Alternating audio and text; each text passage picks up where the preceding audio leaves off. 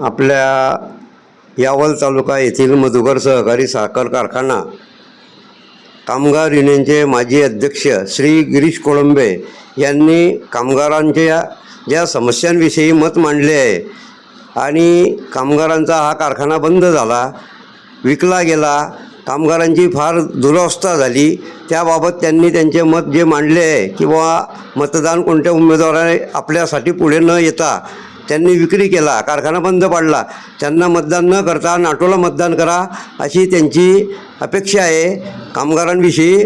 ते त्यांनी जनता की बात या न्यूज चॅनलवरती पाहावे आणि आपली प्रतिक्रिया काय आहे ते द्यावी। ओके। सदर मी माजी कामगार युनियन अध्यक्ष गिरीश भास्कर कोळंबे सांगू इच्छितो की आजपर्यंत 1976 पासून चालणारा कारखाना सरकारने कोरोना काळामध्ये बंद ठेवला होता। त्या कोरोना काळानंतर हेतू पुरस्कर हा कारखाना भाडेतत्वावरती न देता विक्री केला गेला। त्यानंतर विक्री करताना कोणताही चेअरमन किंवा पुढारी यांनी विरोध केलेला नाही व आज रोजी शेतकऱ्यांची मुलं कामगार म्हणून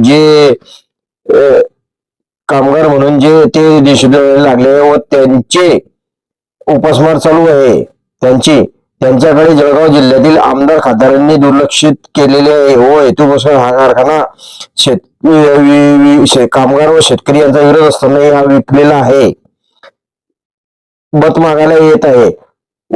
तरी ज्या वेळेस कारखाना बंद पडला होता त्यावेळेस कामगार उपाशी मरत होते, कामगारांचा परिवार दवाखान्याकरता वगैरे पैशांकरता झगडत होता, तरी त्यावेळेस हे पुढारी कुठे होते? आणि तरी हे जे उभे आहेत त्यांनी एक त्वरित बैठक घ्यावी व कामगारांचे पैसे मिळावे असे लेखी आश्वासन द्यावे। सर्व कामगार बंधू व त्यांच्या परिवाराला विनंती आहे, जिथपर्यंत आपला पैसा मिळत नाही तोपर्यंत आपण संघर्ष करत राहू व यांना मतदान न करता नाटोला मतदान करावे अशी अपेक्षा व्यक्त करतो। तसेच EPS 95 मध्ये समाविष्ट ज्येष्ठ नागरिक पेन्शन बद्दल PM मोदी साहेबांनी वाढीव कोणतीही दखल वाढीव पेन्शन मिळण्याबाबत कोणतीही दखल घेतलेली नाही व पेन्शन मध्ये कोणतीही वाढ केलेली नाही। आम्ही त्याच कामगारांना म्हणतात की मते द्या, तरी सर्व कामगार व कामगार कुटुंब शेतकरी सभासद ऊस तोडणी सभासद EPS 95 सदस्य यांनी सर्वांनी नाटोला मतदान करावे ही कळकळीची विनंती। नमस्कार।